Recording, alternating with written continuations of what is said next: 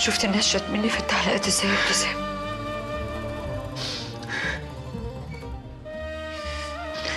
ناس قايله في شرفي كل اللي ممكن يتقال. ناس مصدقين حسن. كمان بيقولوا قطعوا مشروع الست موناليزا. يعني هيبقى خراب من كل حته. حسبي الله ونعم الوكيل. فوضتك يا رب تجيب لي حقي.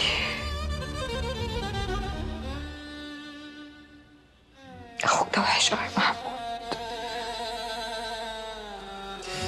وحش قوي.